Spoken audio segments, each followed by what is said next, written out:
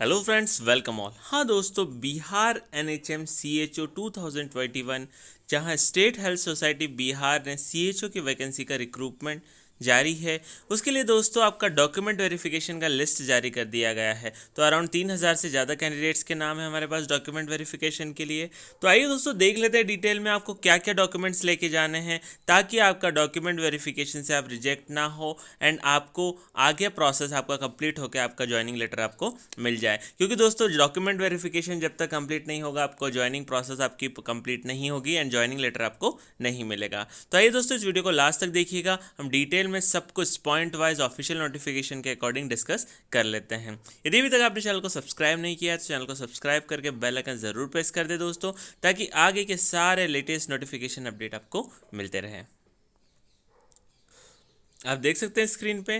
तो दोस्तों यहाँ पे आपका सीबीटी का जो क्वालिफाइंग मार्क्स था मिनिमम वो 30% था एंड इसके अकॉर्डिंग हमारे पास टोटल 3,422 कैंडिडेट्स का लिस्ट जारी कर दिया गया है।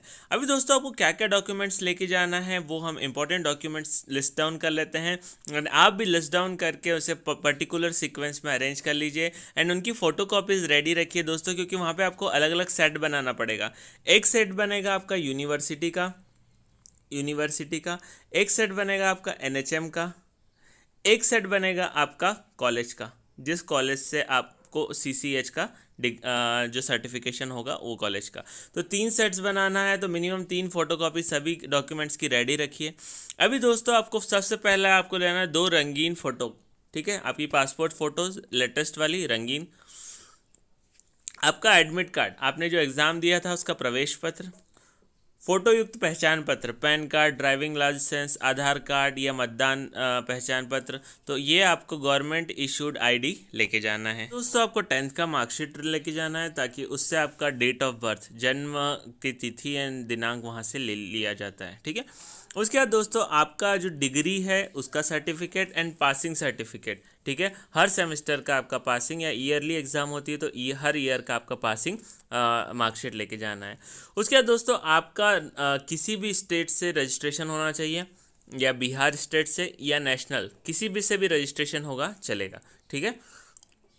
नेक्स्ट दोस्तों आपका आरक्षण का यदि आपको लाभ मिल रहा है तो आपको आरक्षण का लाभ लेने के लिए आपको बिहार के मूल निवासी होना ज़रूरी है। जैसे कि मैंने आपको पहले भी बताया था, यहाँ पे दोस्तों अदर स्टेट कैंडिडेट्स भी अप्लाई कर सकते थे यदि आपको आरक्षण चाहिए, ठीक है, तो आपको बिहार का मूल निवासी होना ज़रूरी है। तो आप यदि आपको आरक्षण का लाभ लेना है, आपने अनरिजर्व कैटेगरी के अलावा दूसरी कैटेगरी में फॉर्म भरा है, तो आप बिहार का मूल निवासी प्रमाण पत्र लेके जाएं, ठीक है, डोमिसाइल बोलते हैं जिसे। फिर अनुसूचित जाति अनुसूचित जनजाति अभ्यर्थियों के लिए जाति प्रमाण पत्र, ठीक है। फिर अन्य पिछड़ा वर्ग के लिए भी आपका जाति प्रमाण पत्र, ठीक। तो ये सारे प्रमाण पत्र लेके जाएंगे तो ही आपको आरक्षण का लाभ मिलेगा, ठीक। उसके बाद दोस्तों ईडब्ल्यूएस कैंडिडेट्स के लिए, आर्थिक रूप से कमज़ोर कैंडिडेट्स के लिए आपका इनकम सर्टिफिकेट, ठीक है, कि आपका मिनिमम इनकम इतना है, तो ईडब्ल्यूएस सर्टिफिकेट आपको लेके जाना है। आर्थिक तो यदि दिव्यांग है, आप उस कैटेगरी में आपने फॉर्म फिल किया है, तो उसके लिए आपको मेडिकल बोर्ड से निःशक्तता संबंधित प्रमाण पत्र लेना है, ठीक है। फिर स्वतंत्रता सेनानी फ्रीडम फाइटर है तो उसके लिए आपके पास सर्टिफिकेट होना चाहिए। अब दोस्तों ये सारे सर्टिफिकेट इसलिए ज़रूरी है क्योंकि आपका जो पर्टिकुलर कैटेगरी वाइज आपको जो है आरक्षण है उस तभी मिलेगा तब जब आप इन सर्टिफिकेट्स को वहाँ पे पेश करेंगे। दोस्तों ये सब जो आपको डिटेल्स लेके जाना है, ये सब डॉक्यूमेंट्स लेके जाना है, इनकी फ़ोटो कॉपीज़ करवा लीजिएगा, उसके बाद ही आपका डॉक्यूमेंट प्रॉपर होगा। अब यहाँ पे क्लियरली मेंशन है दोस्तों, यदि कोई भी अभ्यर्थी उपरोक्त वर्णित सभी प्रमाण पत्र नहीं करते हैं तो इसके लिए उनको कोई भी अतिरिक्त समय नहीं दिया जाएगा। ऐसे उम्मीदवारों को अर्हता से संबंधित में यथा समय सूचित निर्णय लेने के लिए समिति स्वतंत्र है। तो जो भी उनका डिसीज़न होगा, यदि आपके पास कोई भी डॉक्यूमेंट मिसिंग है तो जो भी उनका डिसीजन होगा वो फाइनल डिसीजन होगा और उसको आपको नेक्स्ट चांस नहीं दिया जाएगा। तो दोस्तों इनका लिस्ट बना लीजिए, लिस्ट बना के डॉक्यूमेंट्स रेडी रखिए, क्योंकि 1 सितंबर ज़्यादा टाइम नहीं है, 3 से 4 दिन का समय है आपके पास, ठीक है। 1 सितंबर से आपका डॉक्यूमेंट वेरिफिकेशन स्टार्ट हो जाएगा। बाकी दोस्तों आप चैनल को सब्सक्राइब करके बेल आइकन प्रेस कर दीजिए, ताकि जैसे ही लेटेस्ट नोटिफिकेशन अपडेट आता है मैं ज़रूर आपको इन्फॉर्म करूँगा। ऑल द बेस्ट दोस्तों।